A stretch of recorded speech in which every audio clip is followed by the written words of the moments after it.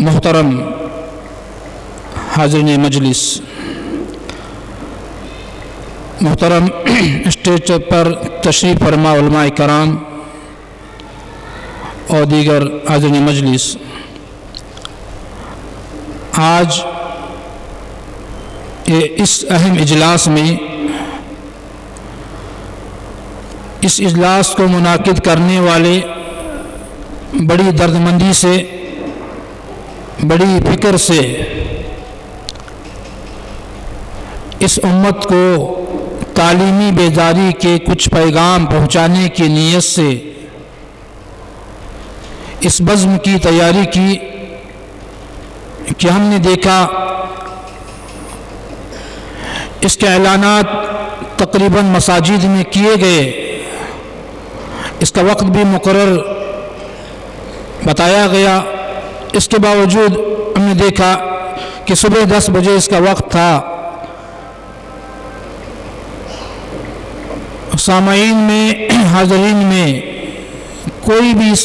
اجلاس میں حاضر ہونے اور اپنی موجودگی کو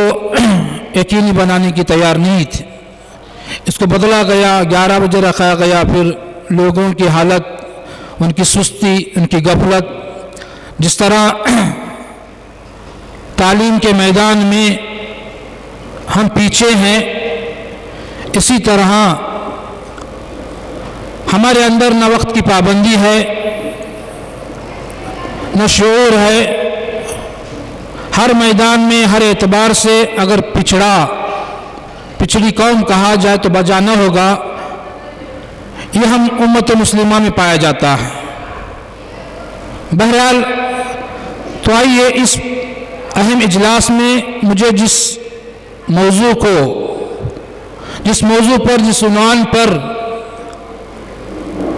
لبکشائی کرنے کا حکم دیا گیا ہے، وہ علم کی اہمیت و ضرورت۔ محترم حاضرین، قرآن و سنت اللہ تعالیٰ کا ایک ایسا دین ہے جو دین انسان کو اس کی آخرت بھی سنوارتا ہے اور اس کے دنیا سنوارنے کے تمام وسائل، تمام اسباب فراہم کرتا ہے۔ محترم حاضرین، ہماری زندگی چاہے دنیاوی زندگی ہو یا دینی زندگی ہو، اس کے لیے علم کی بڑی اہمیت رکھتی ہے، اور اس علم ہمیں کیا دیتا ہے اور اس کے مقابلے میں جہالت ہم سے کیا چھینتی ہے، یہ سب کچھ جاننے کے لیے بہت سے طریقے ہو سکتے ہیں، اور سب سے بہترین، سب سے اچھا طریقہ یہ ہے کہ ہم قرآن مجید اور احادیث کو بغور مطالعہ کریں۔ اس کی طرف کئی آیتیں قرآن مجید میں اللہ تعالیٰ نے، کئی احادیث نبی کریم صلی اللہ علیہ وسلم نے ہمیں بتائی ہیں۔ تقریباً 1470 سال سے پہلے اللہ تعالیٰ نے، تقریباً 1450 سال سے اللہ کے رسول نے بتا چکے ہیں۔ جتنا زور دین اسلام میں تعلیم کے تعلق سے بتایا گیا، اتنا ہی پچھڑے اس قوم کو ہم دیکھتے ہیں۔ محترم حاضرین، ہم قرآن مجید کو سب سے پہلے دیکھیں، تعلیم کی اہمیت کے تعلق سے ہمارے لیے یہ کافی ہے کہ جب اللہ تعالیٰ نے اللہ کے رسول کو نبوت کا سرتاج ان کے سر پہ رکھا، اور سب سے پہلی چیز ان سے مخاطب کر کے اللہ تعالیٰ نے ارشاد فرمایا، وہ ہے اقرا۔ جیسے ناظم اجلاس سے آپ نے سنا علامہ اقبال کے شعر میں، لفظ اقرا جس کو اللہ تعالیٰ نے اللہ کے رسول سے مخاطب کرتے فرمایا، اقرا بسم ربک الذی خلق۔ قرآن مجید میں بے شمار تعلیمات ہیں، مجید میں دنیا اور آخرت کے ہر طرح کے تعلیمات ہیں، مگر تمام تعلیمات کو بالائے طاق رکھ کر سب سے پہلا حکم جس بات کا حکم دیا گیا وہی اقرأ، پڑھنے کا حکم دیا گیا۔ پڑھو، اللہ کے نام سے پڑھو۔ یہاں ایک علماء اکرام نے نقطہ بتایا، اللہ تعالیٰ نے پڑھنے کا حکم دیا، کیا پڑھنا نہیں بتایا۔ اقرأ کہا، کیا پڑھنا اس آیت کریمہ میں اللہ تعالیٰ نے نہیں بتایا۔ علماء اکرام نے بتایا کہ پڑھو، ہر فن کو پڑھو، ہر ہنر کو پڑھو، ہر تعلیمات کو پڑھو، مگر شرط لگائی بسم ربک، بسم ربک شرط لگائی۔ ہر اس فن کو پڑھو، ہر اس ہنر کو پڑھو، ہر اس کو تعلیم کو پڑھو جس ہنر سے، جس فن سے، جو فن، جو ہنر، جو تعلیم تمہیں اللہ تعالیٰ کی قرب حاصل کرے، اللہ تعالیٰ کی نزدیکی حاصل کرے۔ اللہ تعالیٰ سے دوری ہو کر رہا ہے کوئی فن تو اس فن سے دور ہو جائے، اس تعلیم سے دور ہو جائے۔ اللہ تعالیٰ نے صرف قرآن مجید اور حدیث پڑھنے کا حکم نہیں دیا، بلکہ ہر علوم کو پڑھنا ہو، مگر شرط ہے کہ اس علوم کو پڑھے، اس فن کو پڑھے، اس ہنر کو پڑھے جس کے ذریعے ہم اللہ تعالیٰ کی قربت حاصل کر سکیں، اللہ تعالیٰ کی نزدیکی حاصل کر سکیں۔ کہ محترم حاضرین، ہم آگے بڑھتے ہوئے دیکھیں اس تعلیم کے لیے اس سے بڑی اہمیت کیا ہو سکتی ہے کہ قرآن مجید میں انبیاء کرام کے کئی واقعات ہیں اور انبیاء کرام کی کئی دعائیں اسی تعلیم کی طرف ہمیں رہنمائی کرتی ہیں، بلکہ اللہ کے رسول کی زبانی اللہ تعالیٰ نے خود حکم دے کہ اللہ کے رسول کو، سب سے پہلے اللہ کے رسول کو نبوت کا اہم منصب دیا۔ اہم منصب دینے کے بعد ایک نبی ہونے کے باوجود بھی انہیں علم کی اتنی ضرورت، اتنی ان کی زندگی میں، ہر انسان کی زندگی میں ضرورت محسوس ہوتی ہے کہ اللہ تعالیٰ نے حکم دیا، ان کے زبانی کہلانے لگا، اللہ کے ذرا کہیے کہ آپ علم میں زیادتی کا دعا، زیادتی کی دعا کیجئے۔ اس لحاظ سے اللہ کے رسول نے دعا فرمائی، قل ربی زدنی علما۔ خود اللہ تعالیٰ نے اللہ کے رسول کو اس بات کی ترغیب دلائی کہ اللہ کے رسول آپ اللہ کے بارگاہ میں، اپنے رب کے بارگاہ میں دعا کیجئے کہ علم کی زیادتی کی۔ اسی طرح اللہ کے رسول کو نبوت کا یہ سرتاج پہنانے کے باوجود ایک نبی ہیں، ایک رسول ہیں، اس کے بعد اللہ تعالیٰ نے حکم دیا فَعَلَمْ أَنَّهُ لَا إِلَهَ إِلَّا اللَّهُ۔ اللہ کے رسول آپ جانیے، اس تعلیم کو جانیے کہ لا الہ الا اللہ کا مطلب کیا ہے۔ اللہ تعالیٰ نے اللہ کے رسول کو حکم دے رہا، ہم بدرجہ اولا اس کے ضرورت مند ہیں، اس کی ہمارے لیے ضرورت ہے۔ ایک نبی کو اللہ تعالیٰ نے حکم دیا کہ آپ اس بات کو جانیں کہ لا الہ الا اللہ کیا ہے، یہ عقیدہ کیا ہے، یہ توحید کیا ہے، اس بات کو جاننے کے اللہ تعالیٰ نے اللہ کے رسول کو حکم دیا۔ تو محترم حاضرین، اسی طرح قرآن مجید میں بے شمار آیات ہیں جو ہمیں اس بات کی ترغیب دلاتے ہیں کہ علم کو طرف ہم ترغیب دلاتے ہیں۔ تو اس کے علاوہ ہم اللہ کے رسول کے حدیث کی طرف ایک نظر ڈالیں، ایک نظر ڈالیں کہ اللہ کے رسول کے کئی حدیث ہیں، مگر ایک حدیث کی طرف میں آپ کی رہنمائی کرتے ہوئے میں اپنی بات کو آگے بڑھاؤں۔ مشہور و معروف حدیث ہے، حضرت ابو درداء رضی اللہ عنہ اس حدیث کے راوی ہیں، ابو داؤد وغیرہ میں حدیث پائی جاتی ہے۔ نبی کریم صلی اللہ علیہ وسلم نے ارشاد فرمایا کہ من سلک طریقا یلتمس فیہ علما سہل اللہ لہ بہ طریقا الی الجنہ، کہ جس نے تعلیم کے غرض سے، تعلیم حاصل کرنے کی نیت سے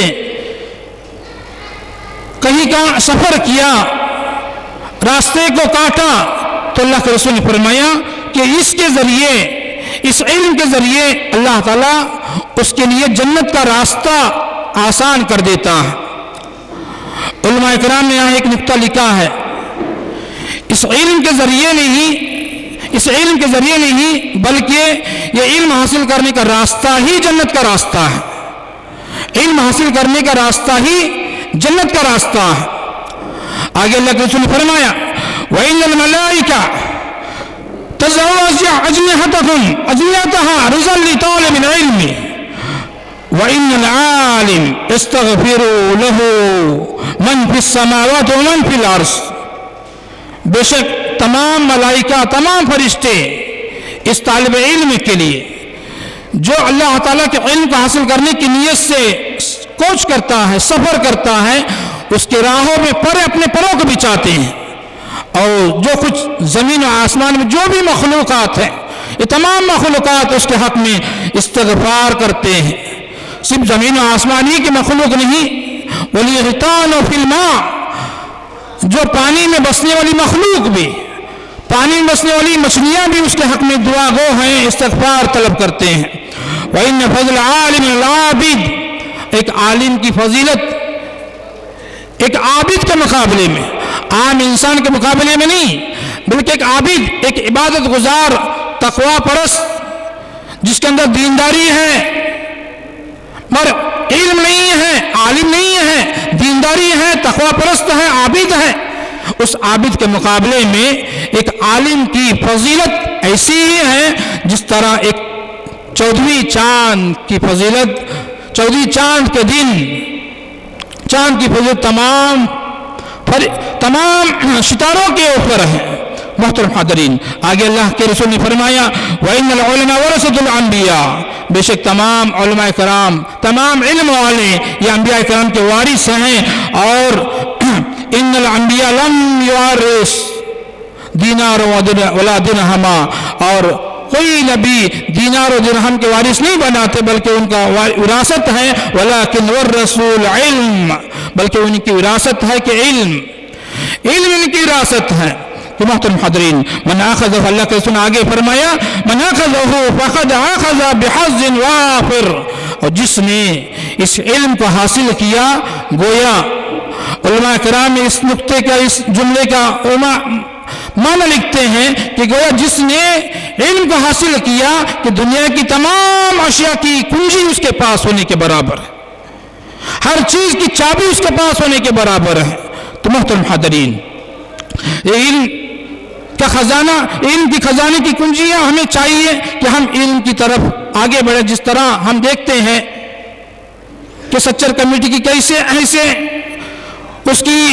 رپورٹ آئی ہے، تو سب سے کم ترین، سب سے پیچھے دیکھا جاتا ہے اس تعلیم کے لحاظ سے تو مسلمان قوم کو دیکھا جاتا ہے، بلکہ